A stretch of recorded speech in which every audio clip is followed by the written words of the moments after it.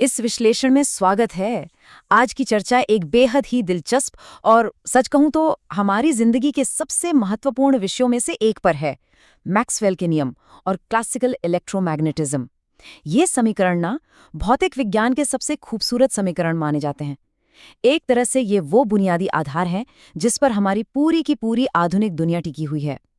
तो बिना किसी देरी के इस अद्भुत विज्ञान की ढेर सारी जानकारियों में सीधे चलते हैं और उस जादू को समझते हैं जो हर वक्त हमारे चारों तरफ हो रहा है।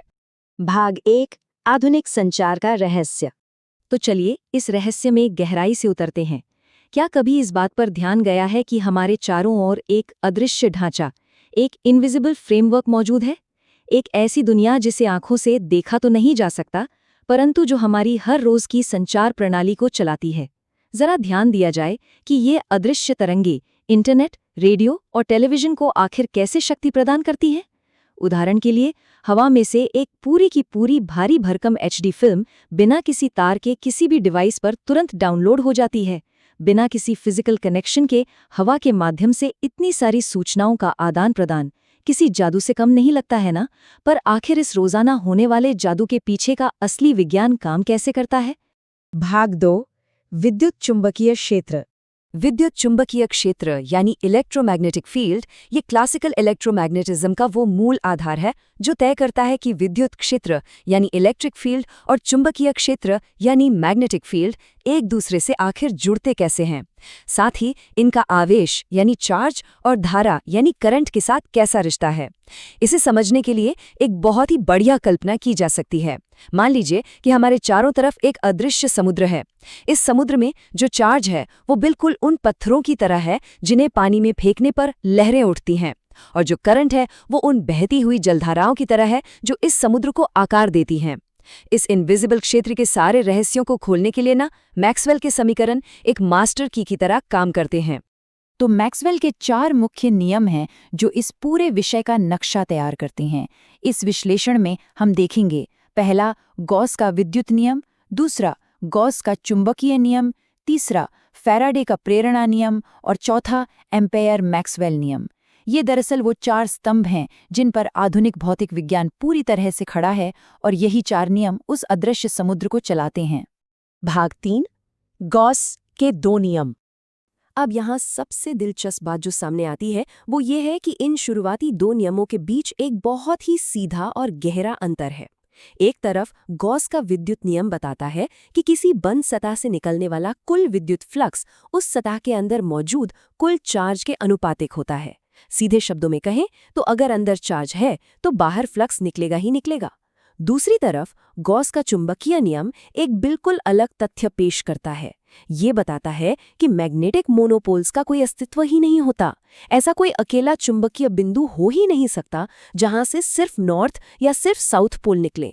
जैसे अगर एक चुंबक को बीच से काट दिया जाए तो वो अलग अलग नॉर्थ और साउथ पोल नहीं बनेंगे, बल्कि हर टुकड़ा अपने आप में एक नया चुंबक बन जाएगा जिसमें दोनों पोल होंगे। इसी वजह से किसी भी बंद सतह से निकलने वाला कुल चुंबकीय फ्लक्स हमेशा 0 होता है, क्योंकि जितना फ्लक्स बाहर जाता है उतना ही वापस अंदर आ जाता है, बिल्कुल एक परफेक्ट बैलेंस की तरह। भाग 4 क्षेत्र परिवर्तन के नियम। अब तक बात स्थिर क्षेत्रों की हो रही थी, परंतु अब स्थिति डायनामिक हो जाती है। यहाँ पता चलता है कि जब इन क्षेत्रों में बदलाव होता है तो असल में होता क्या है। फैराडे का प्रेरणा नियम बहुत ही सीधा लेकिन बेहद प्रभावशाली है। ये नियम बताता है कि एक बदलता हुआ चुंबकीय क्षेत्र यानी चेंजिंग मैग्नेटिक फील्ड अपने आसपास एक विद्युत क्षेत्र उत्पन्न करता है। जैसे ही चुंबकीय शक्ति में थोड़ी सी भी हलचल दर्ज होती है, वहां तुरंत एक इलेक्ट्रिक फील्ड का जन्म होता है। अब ये इतना महत्वपूर्ण क्यों है? क्योंकि हमारी पूरी दुनिया की बिजली इसी नियम पर बनती है। बड़े बड़े पावर प्लांट्स में जो विशाल टरबाइन तेजी से घूमते हैं ना, उनसे चुंबक घूमते हैं, चुंबकीय क्षेत्र बदलता है और बस वही बिजली बनती है जो आज इस वक्त हमारे घरों को रोशन कर रही है। चलिए अब आगे बढ़ते हैं और देखते हैं कि ये आगे कैसे जुड़ता है और एम्पेयर मैक्सवेल नियम क्या भूमिका निभाता है। यह नियम फैराडे के नियम के साथ मिलकर एक खूबसूरत चक्रीय प्रक्रिया को पूरा करता है। इसके अनुसार चुंबकीय क्षेत्र 2 तरीकों से उत्पन्न हो सकता है। पहला एक साधारण विद्युत धारा से और दूसरा एक बदलते हुए विद्युत क्षेत्र से। इसका आसान सा मतलब ये हुआ कि बदलता हुआ चुंबक विद्युत बनाता है और बदलती हुई विद्युत चुंबक बनाती है। ये प्रकृति में एक शक्ति से दूसरी शक्ति के निर्माण का एक अद्भुत क्रम है, एक निरंतर लूप, या यूं कहें कि एक तरह का ब्रह्मांडीय नृत्य जो लगातार चलता रहता है, जहां दोनों शक्तियां एक दूसरे को जीवित रखती हैं।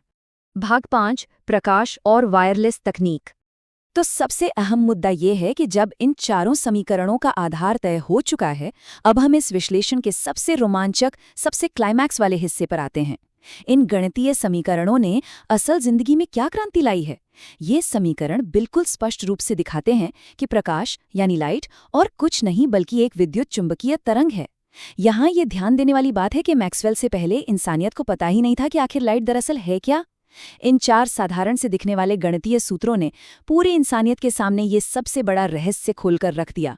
प्रकाश एक ऐसी तरंग है जहां विद्युत और चुंबकीय क्षेत्र एक दूसरे के सहारे उसी निरंतर लूप में आगे बढ़ते हैं जिसका जिक्र हमने अभी किया था। विज्ञान के इतिहास में बिना किसी शक के ये एक अत्यंत महान और युगांतरकारी खोज मानी जाती है।